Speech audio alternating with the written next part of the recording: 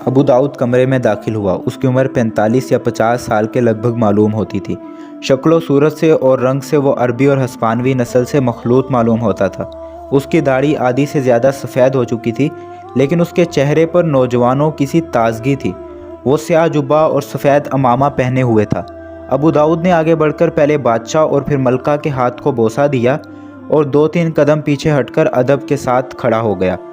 बादशाह ने खाली कुर्सी की तरफ इशारा करते हुए कहा, बैठ जाओ। अबू दाऊद ने झिझकते हुए कहा, ग़ुलाम को हुक्म अदूली की जुर्रत नहीं, लेकिन ये ज़रूर अर्ज़ करूँगा कि अपने बादशाह और मलका के सामने खड़ा होना भी मेरे लिए बहुत बड़ी इज़्ज़त है। फर्डिनेंड ने मुस्कुराते हुए कहा, बादशाह और मलका तुम्हें बैठने का हुक्म देते हैं।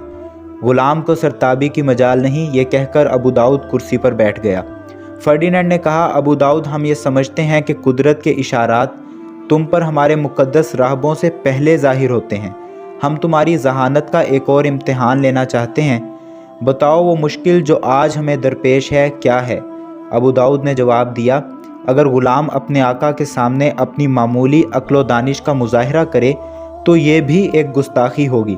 बहरहाल हुजूर के हुक्म की तामील करता हूँ। शायद शहनशाह की ये ख्वाहिश है कि इनका ये अदना ग़ुलाम गरनाता जाए।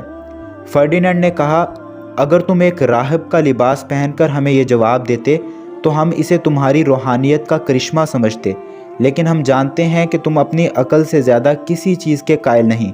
बताओ तुमने ये अंदाज़ा कैसे लगाया कि तुम्हें हम गरनाता भेजना चाहते हैं? ग़ुलाम को यह मालूम हो चुका था कि अबुल हसन ने खराज देने से इनकार कर दिया है। उसके बाद ग़ुलाम को ये मालूम हुआ कि शहनशाह ने उमरा का एक इजलास तलब किया है। उमरा का ये इजलास बर्खास्त होने से थोड़ी देर बाद हुजूर का एलची मेरे पास पहुंचा। मेरे लिए ये समझना मुश्किल न था कि ऐसे हालात में मुझसे क्या तवक्को की जा सकती है। मैं जानता हूँ कि अगर अबुल हसन के ख़िलाफ़ मुझे आप किसी मोर्चे पर भेजना चाहते हैं तो वो सिर्फ़ गरनाता हो सकता है। तो तुमने ये भी सोच लिया होगा कि इस मोर्चे पर तुम्हें क्या करना है। हाँ, मैं ये महसूस करता हूँ कि गरनाता में इंतशार बर्पा करने के लिए तख्त का दूसरा दावेदार पैदा करना ज़रूरी है, और हुजूर का ग़ुलाम गरनाता जाकर ही ये फ़ैसला कर सकता है कि वो दूसरा दावेदार कौन हो सकता है।